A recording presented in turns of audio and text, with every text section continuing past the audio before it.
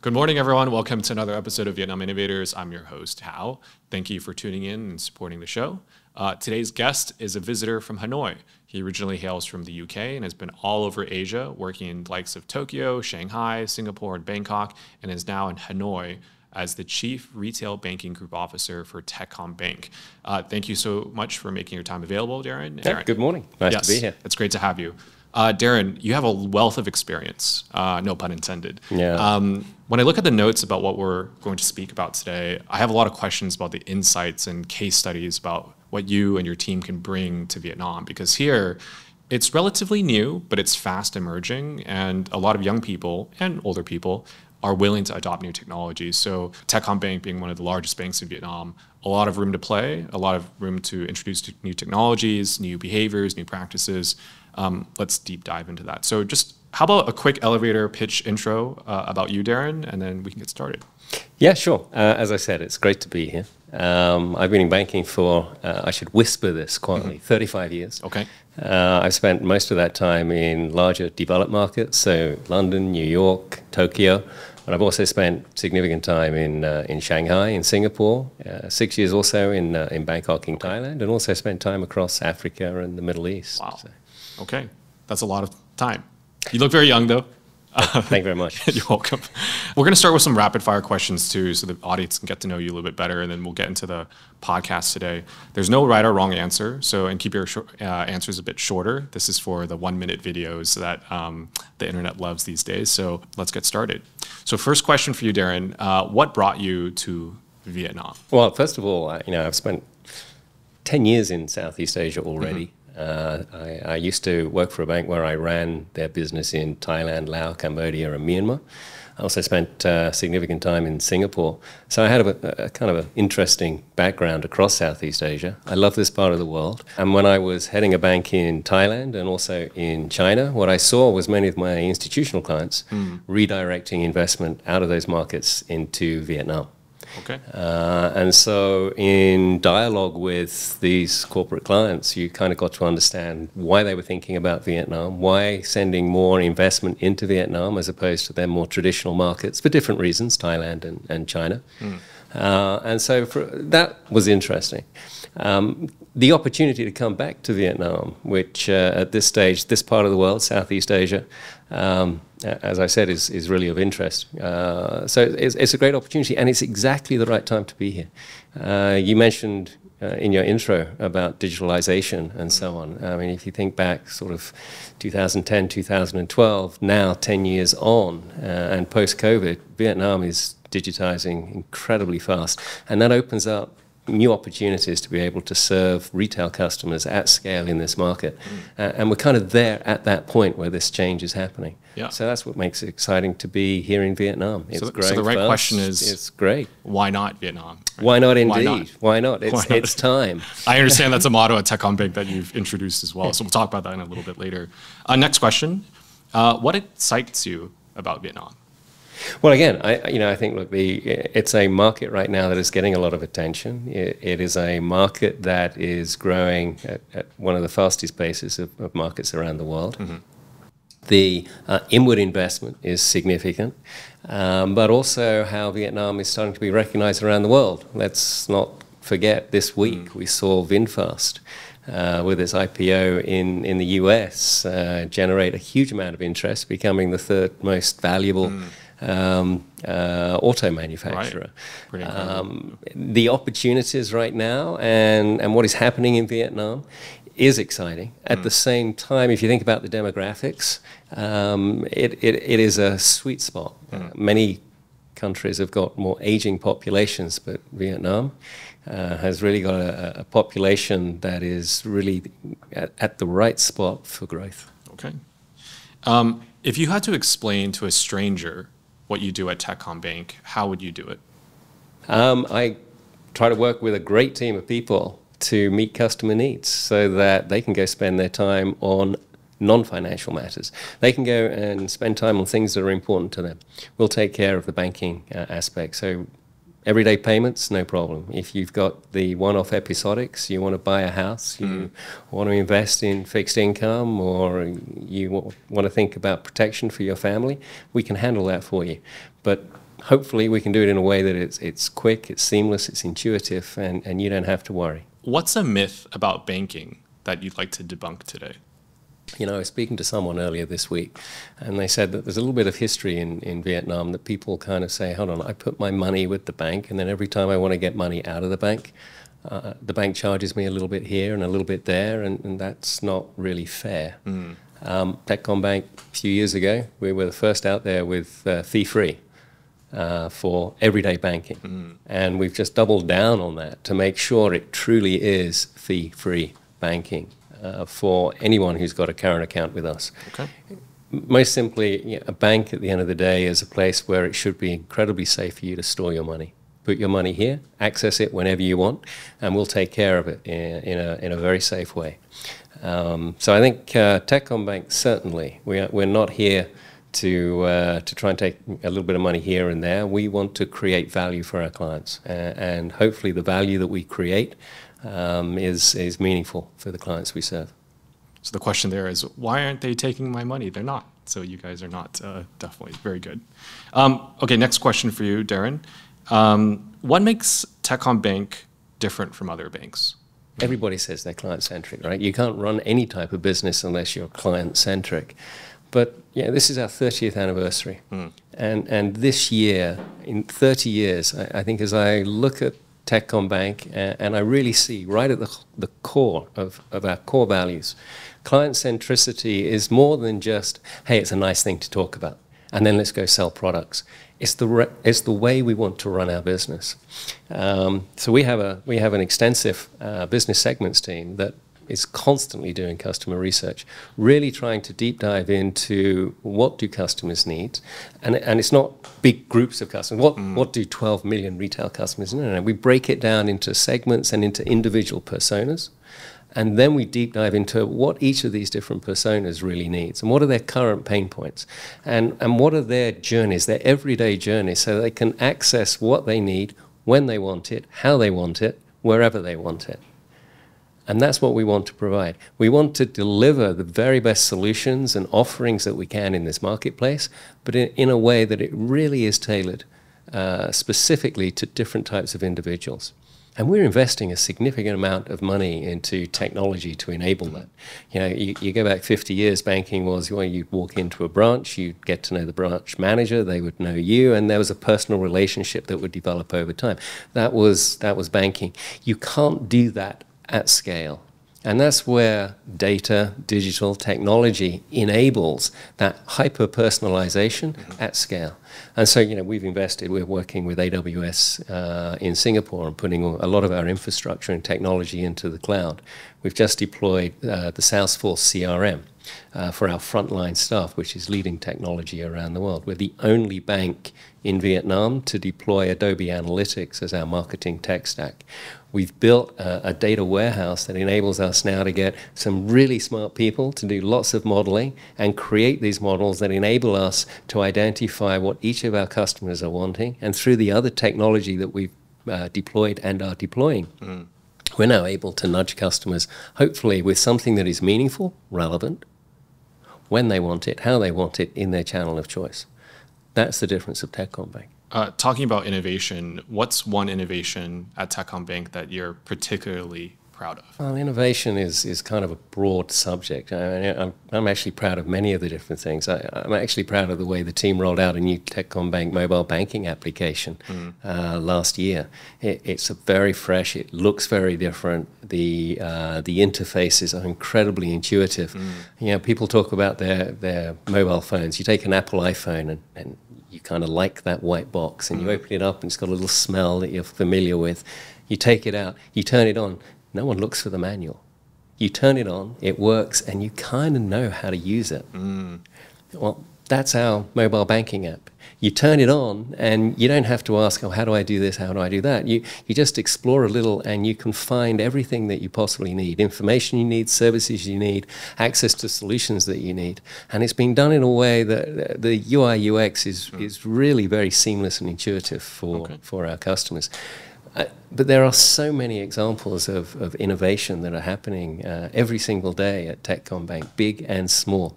As I said, we're 30th anniversary this year, but we're like a startup fintech. Never short of new ideas, and really those ideas are founded on the basis of understanding our customers. Very good. Last question before we get into the podcast today. On a Sunday at 10 a.m., where would you be and what would you be doing? Usually I've just finished a good workout, and usually go for a run, grab a coffee, and then be trying to cool down with a cold shower. Okay, very good.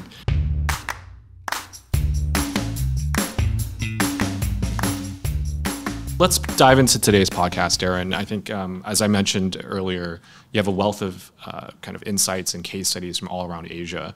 And here in Vietnam, people still use a lot of cash. When we think of competition from a traditional industry point of view, you think of potentially other banks, other mobile apps, and that's true. You need to innovate on those and be the market leader. But actually, the number one competition is kind of the cash, right? Because that is the barrier to technology adoption, to cards and QR codes and whatever else is out there in terms of forms of payment. So I want to keep that in mind, and for our audience to keep in mind, because if you have questions and things that you want to know about this, you keep listening to the podcast, but also drop your questions in the comment. Darren, we talked about your mindset. Why not? I want to dive into that a little bit more. Why do you have this mindset here in Vietnam in particular, and how has it influenced the choices you made in your career into where you are now? I think I've had a somewhat unusual career. If you think about the countries that I've worked in, across banks, I think I've done pretty much most things. I've worked in institutional banking, retail banking. I've run large markets business. I've done operations. I've done collections. Been in finance, all sorts of different things. What I've done through the years is always look to see where can I make a difference, and where I think there is a role that, one, I would enjoy, two, I think I could do it well, three, I think I can make a positive difference. Those are the roles that I've taken. I haven't necessarily said, no, my career path has to go this way, my career path has to go like this. It's where do I find things interesting?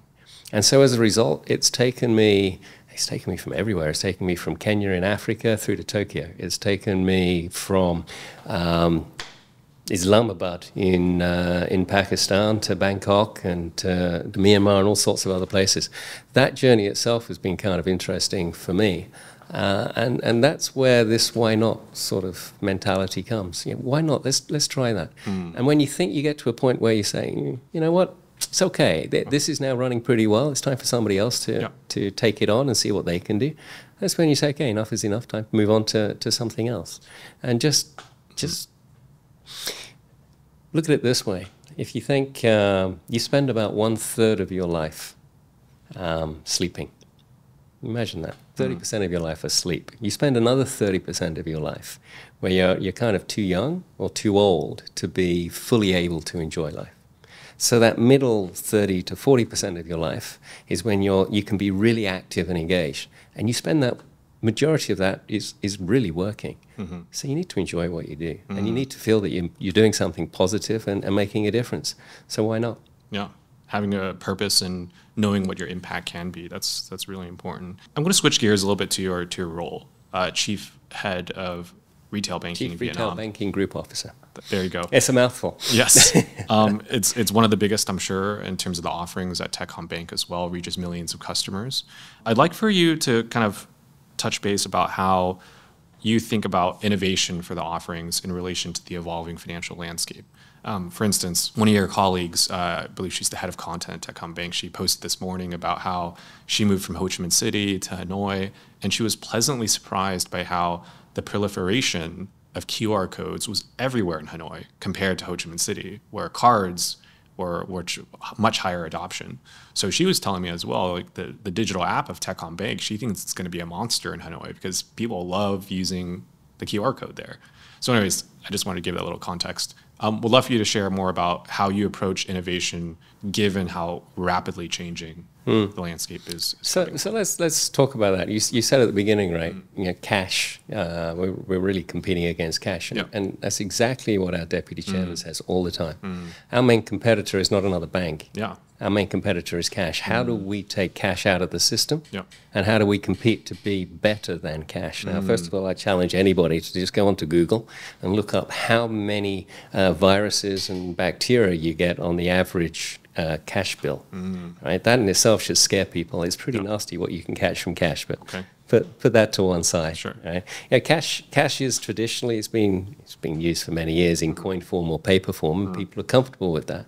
And it's very fungible. It's easy to kind of move around, and it's physical. So a lot of stuff in finance is invisible. And therein lies a challenge for many people. How do you understand something where you can't see it? If you make stuff, you see what you make. And then when you go to buy stuff, you go look at it and say, yeah, I can feel it, I can touch it, I like it, I don't like it. But finance is intangible, and it's intangible assets. Cash is kind of something people are very familiar with. When I moved to Shanghai, first thing I did, I went to an ATM and I withdrew cash. 4 years later, I left Shanghai and moved to Vietnam. The cash I took out of the ATM machine, I still had in my pocket. Wow. Never used it. As soon as I got into the office, I was signed up for WeChat Pay and Alipay, and I was using QR codes the entire time. The street vendors on the street, they all had QR codes, as well as the biggest shops and merchants all having QR codes. Well, let's touch upon that too. The system.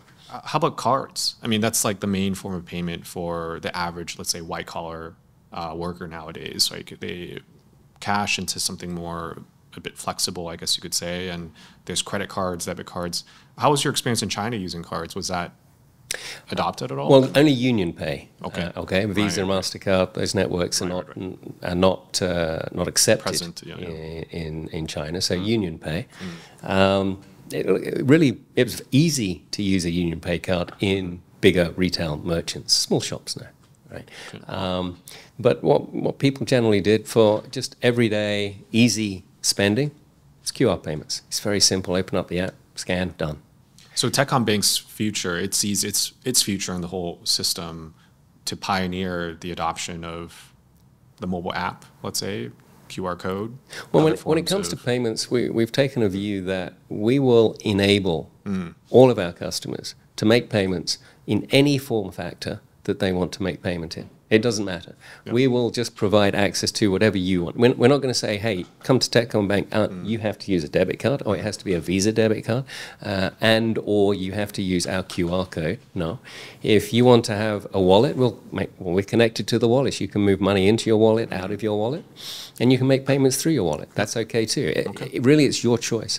We are trying to create as many new ways to enable customers to make payments in a way that is totally flexible and convenient for them. So we're also looking at other things. Should we be using palm payments, facial recognition, retinal scans, and fingerprint access? Some of that is easy for customers to do. As again, quote our deputy chairman, he talks about how do we become cashless, cardless, and appless. We can. The technology is available, but at the same time, we've got to see what would be adopted by our customers. Are you comfortable giving your fingerprints to the bank and us storing those fingerprint records and then enabling you to make a payment with a fingerprint? Yep. You might be, you might not. That we need to understand what do our clients feel comfortable with before we would invest in that type of technology. But the premise is very, very simple. Everything that is being developed, wherever it may be developed around the world, we will try to find and bring the best of that to Vietnam and enable it for our clients if our clients are saying, hey, that would be really helpful, that would be really useful. We do that. We really are looking for talent around the world. So if we just think about the last 18 months, we've held talent recruitment roadshows in Singapore, in London, in San Francisco, in Sydney, Australia. We've gone to these markets. We specifically held open roadshows to try and ensure that people really understand what's happening in Vietnam, what's happening in Techcom Bank, and bring the best talent that we can to this market to enable us to be leading when it comes to innovation around the needs of our clients. How innovative is the Vietnam market for the financial system payments in particular compared to all the other places you've been? Let me give you an example of an innovation of payments in the United States. One is to enable a simple transfer from one customer to another in a mobile app. Doesn't sound that innovative.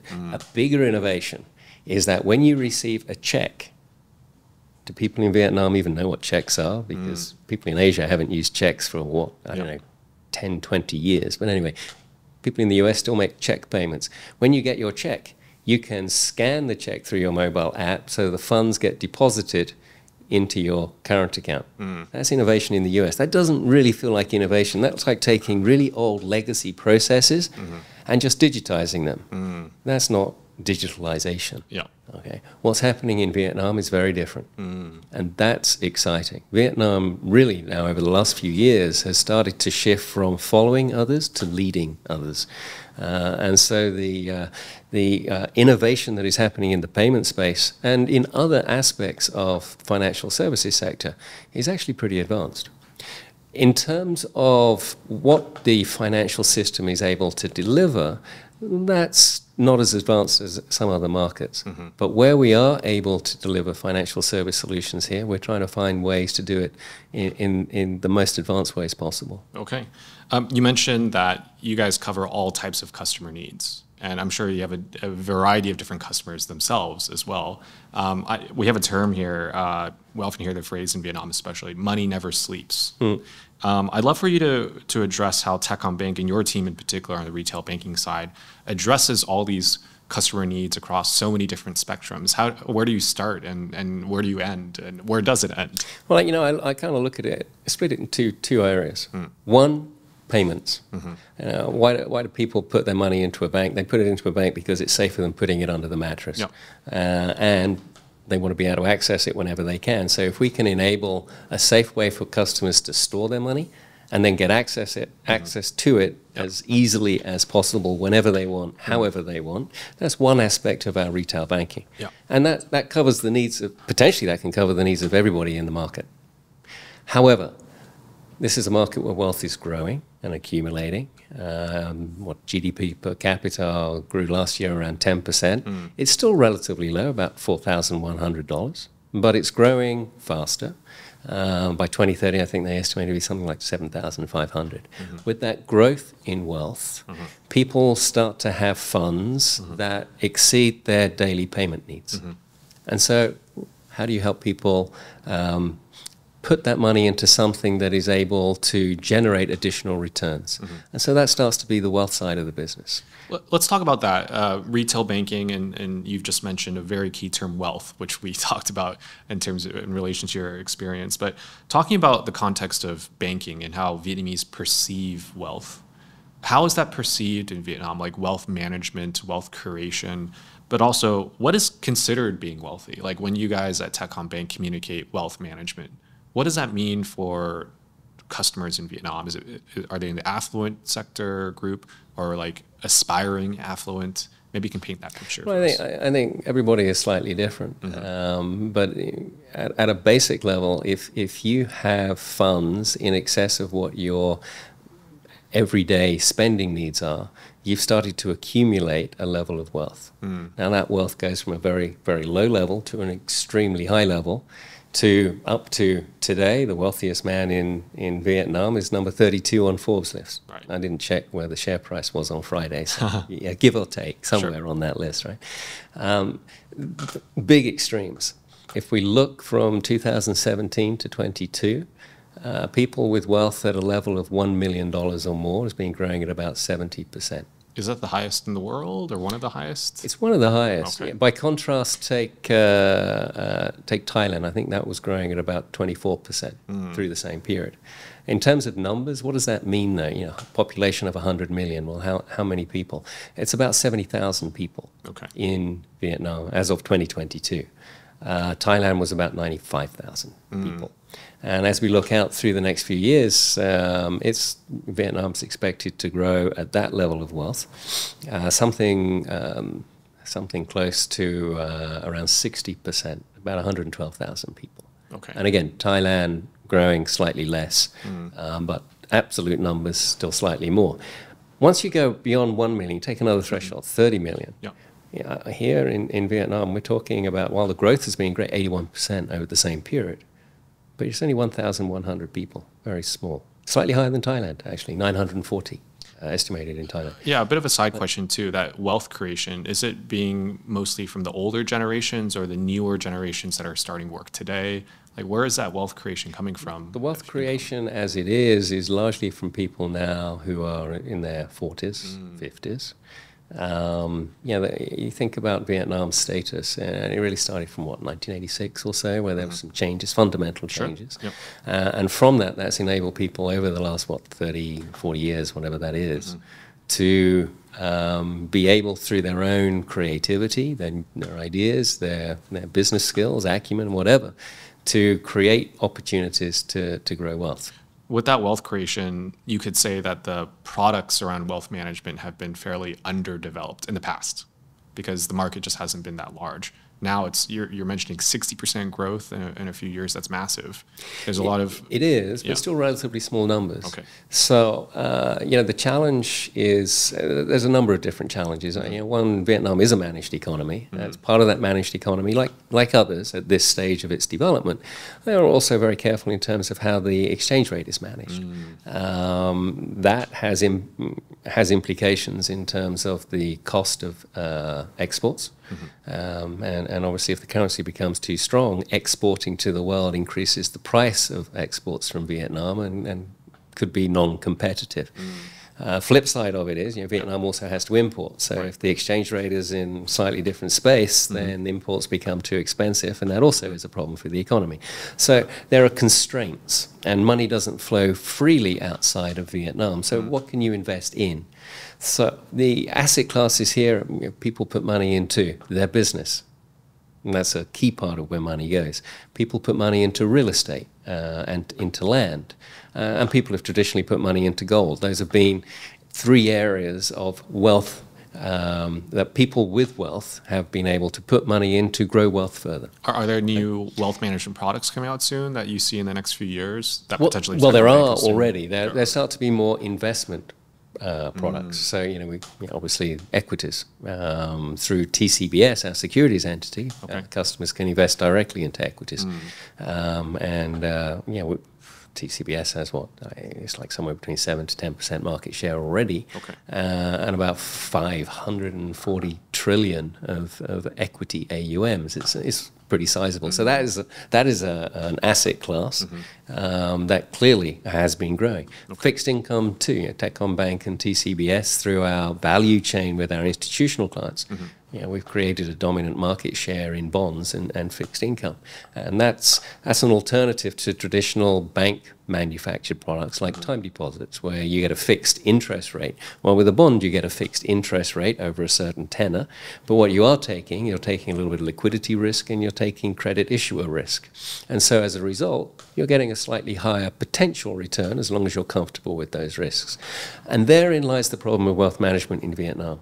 It's the level of financial education and financial understanding around new opportunities to invest. That's a great point. That somewhat inhibits our ability to create some of the solutions that exist in other markets.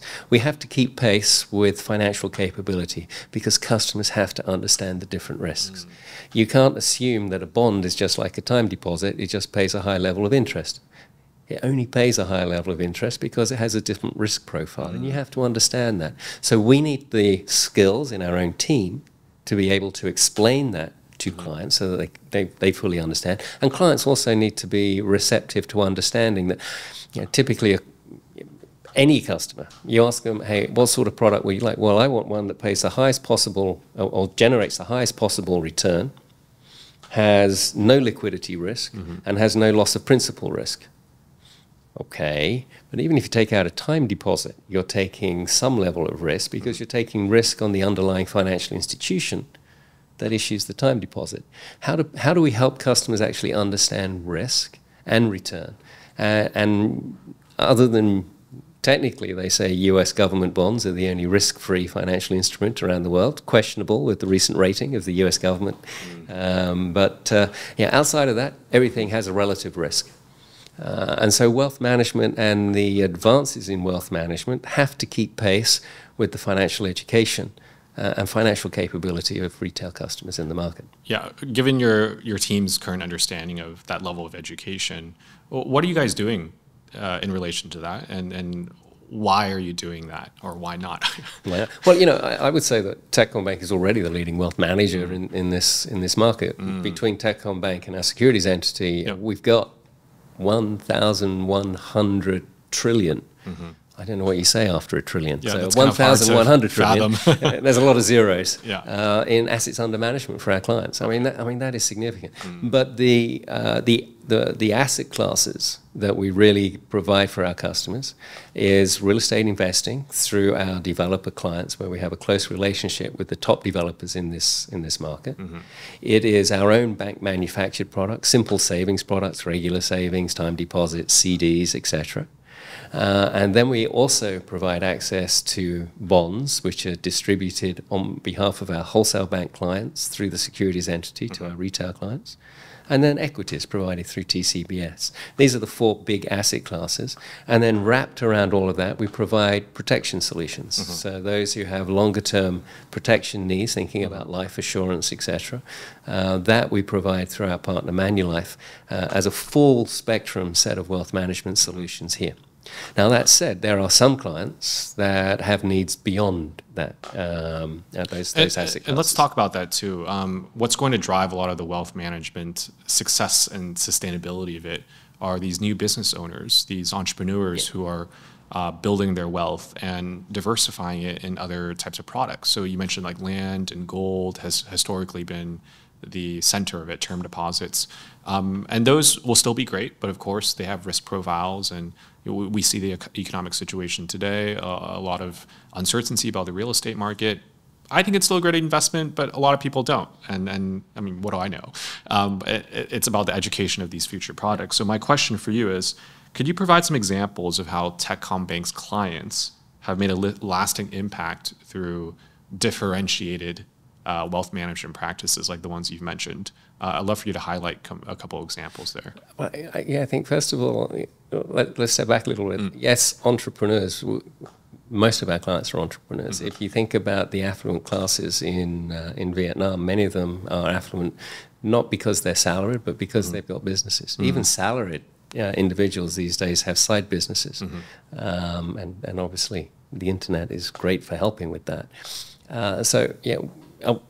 Potentially, you could say we're the wealth manager of choice for entrepreneurs. I mean, I think we have 70–80% of the affluent segment in Vietnam as our client base, or within our client base. We may have slightly more, but call it that.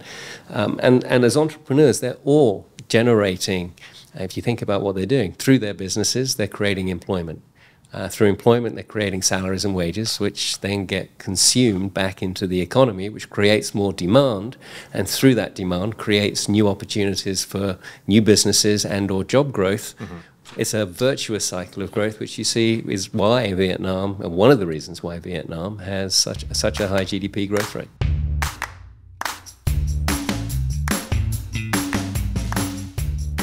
Let's touch upon the values and principles that Techcom Bank applies, in particular to the wealth management, but just in retail banking as a whole.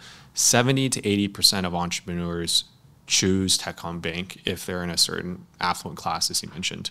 Why is that? What are the values that drive that adoption and business decision? Well, you could go back when we were the first to launch zero fees.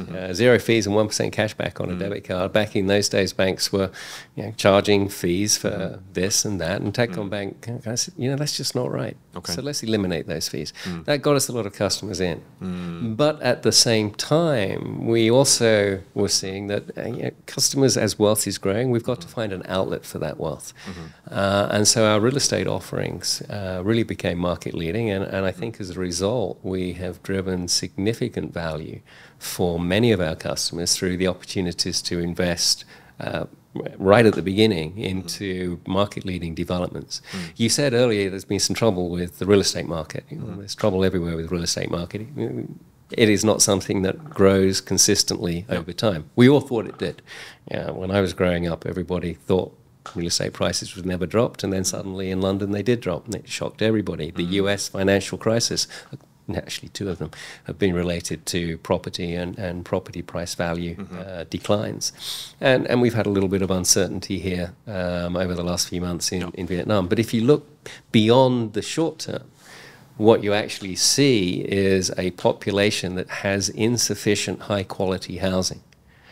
As Vietnam continues to grow, well, that will change. There has to continue to be development of better quality real estate for a growing population and a population that has growing wealth. And so I think you're right to say real estate will continue in value. And that is an asset class that we were very early to provide to our customers, and that also then generated interest from more affluent. Combine that with our fixed income capabilities and then the service model that we've had. The introduction, for example, 10 years ago, the first bank to introduce priority banking.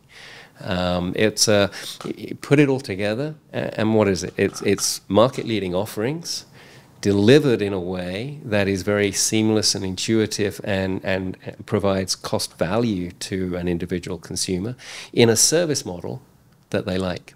And ultimately with that, then drives rewards and recognition that resonate positively with our customers. Put it all together, that's been Techcom Bank's secret. So it's not just access, but access to higher quality products and investment opportunities, which is my next question about building meaningful financial heritage. Yes, you can buy any piece of land, an apartment, but if the build's not good, if the developer is, didn't have their management responsibilities in order, it could lead to a lot of customer disappointments. So let's talk about that access, but that access to higher quality products for financial sustainability. Could you touch on a couple of examples? And I ask that out of personal curiosity, but also I'm sure a lot of our viewers today are asking about the same kind of question. We're actually pretty selective about the partners that we decide to work with.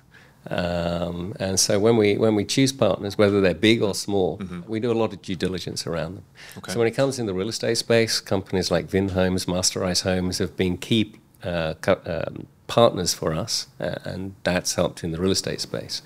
We announced last year our partnership with Masa.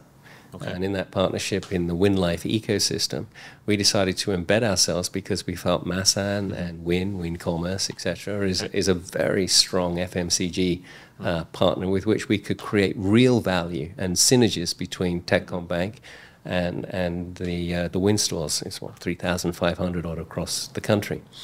On the insurance side, we've been very careful. We launched with Chubb recently because we felt not only do they have very strong general insurance products, but they also have some tremendous digital journeys that enable access to very simple insurance products very easily for customers.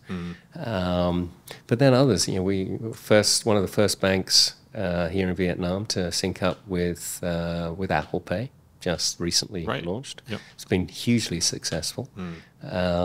We have a new partnership with Starbucks. So we choose partners very carefully based on not only the capabilities of the partner, but also on the needs of our clients. How do the partners partner with Techcom Bank? Do they reach out to Darren on LinkedIn? Or? Some do. Yeah. Some come to us. We go to others. Right. It's nice that Techcom Bank has a terrific brand reputation here.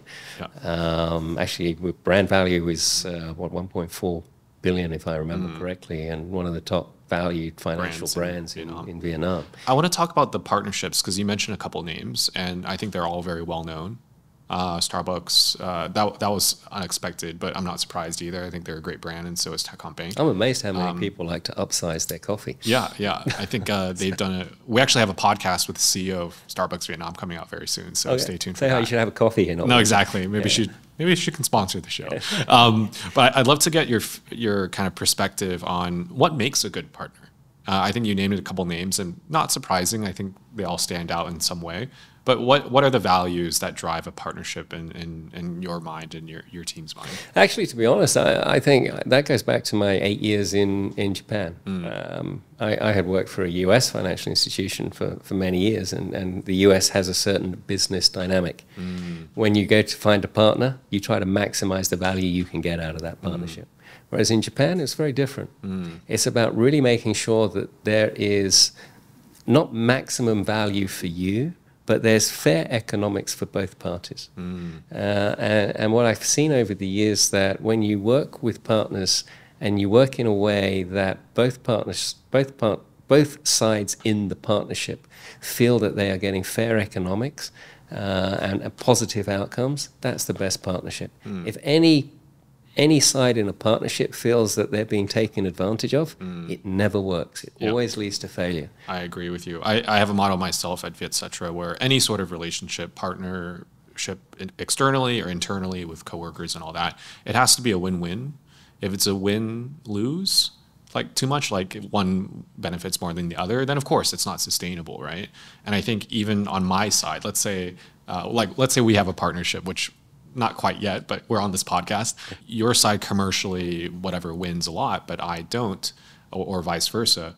I might not even want to do it. Where, yeah, I benefit a lot, but knowing that the other partner suffers, that's not really good. And you know, what do you do to address that? Of course, maybe not do the partnership in the first place, but or second, you know, as soon as something like that happens, you have to correct it.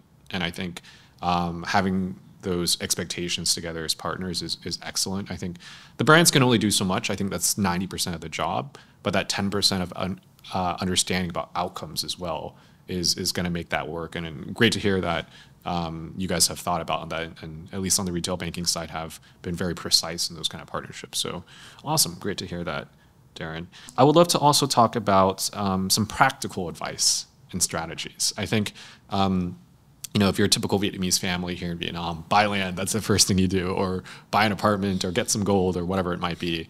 Aside from those advices and strategies, I'd love to hear from you. You've been 35 years in the business and more recently here, just a couple years in Vietnam, but bringing your experience over here, what are some tips you could share to our audience today in terms of wealth management and building that heritage that's built to last? I think it's a very young population.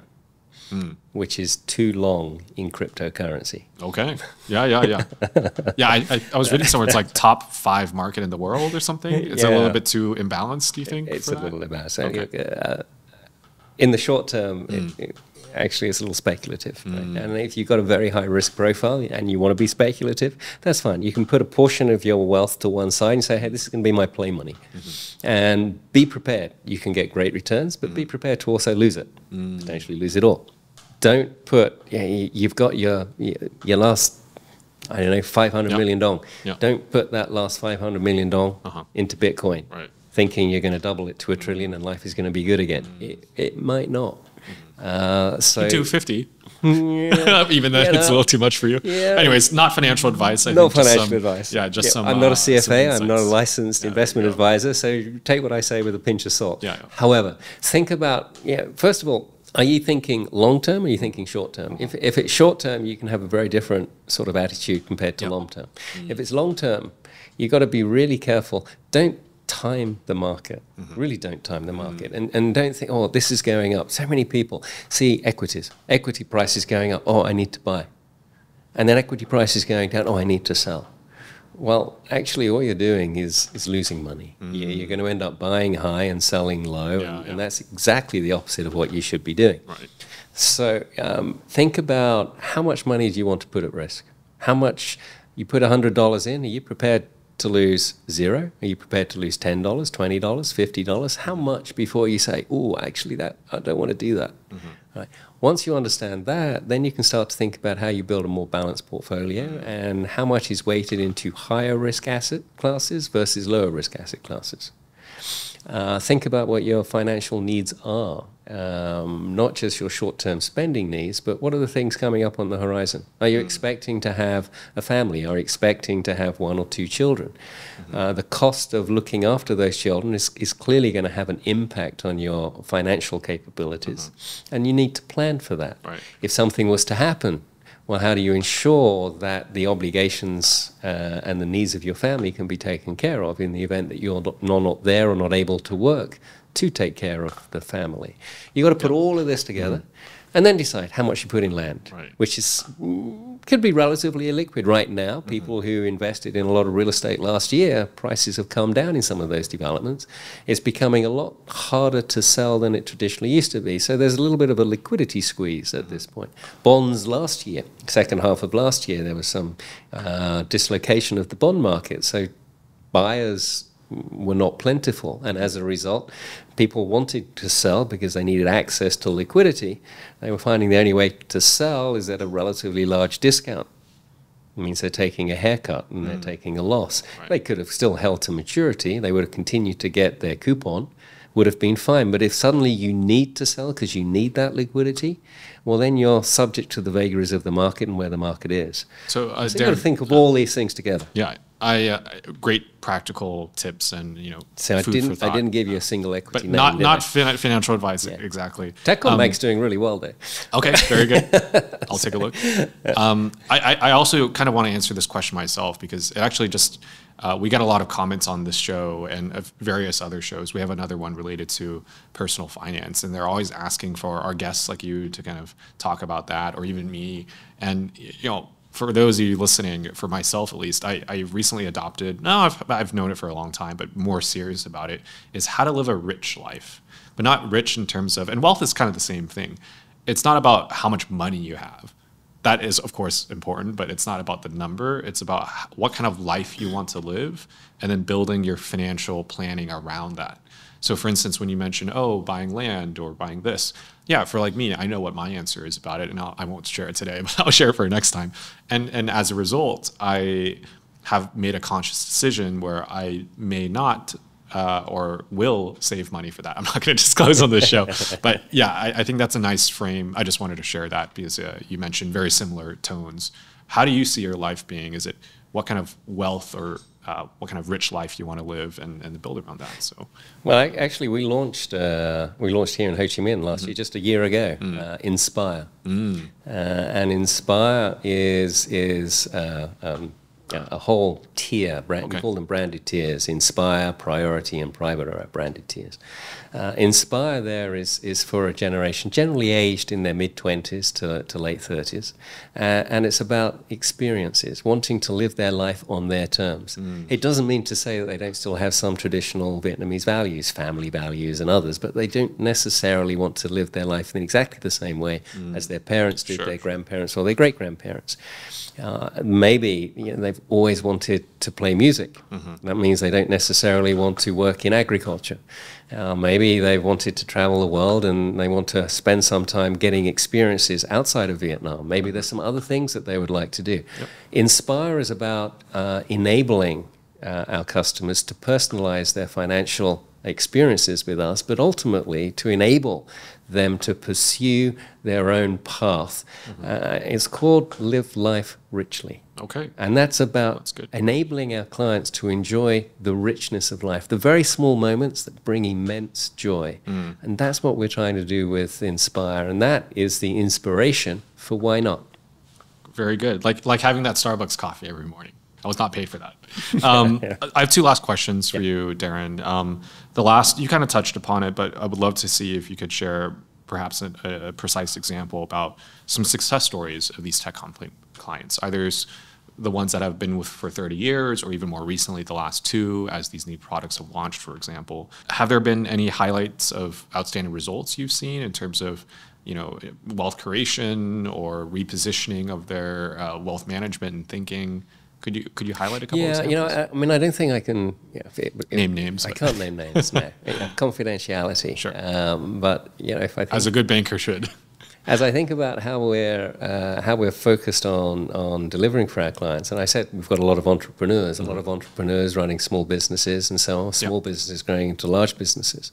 And so if we think about how connected we are between our wholesale bank, our business banking teams, and our retail banking teams, we work very closely together to enable the success of all of our clients.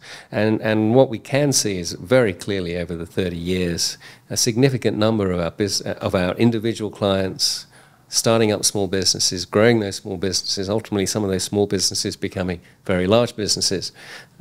We've played a big role in helping that and creating a value chain for us and all of our clients. So I mentioned real estate. Not only do we enable people to buy real estate to live in, we enable customers to buy real estate to invest. But that supports also some of our developer clients.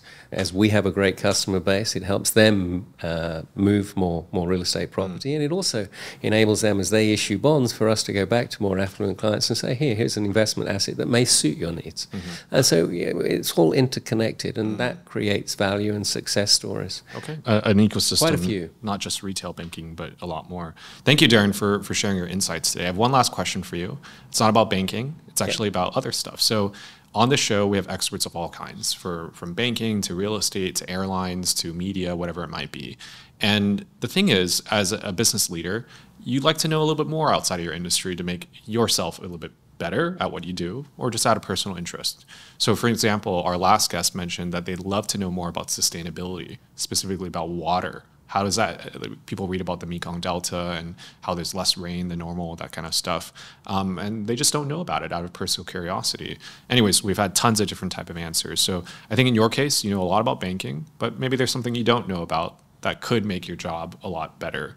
So my question for you, Darren, is what kind of industry or topic would you like to know more about so we can invite guests from our network onto the show so you can learn something? You know, I've been lucky. I've managed very large institutional businesses over the years, and as a result, I've had access to some of the largest corporates and companies around the world.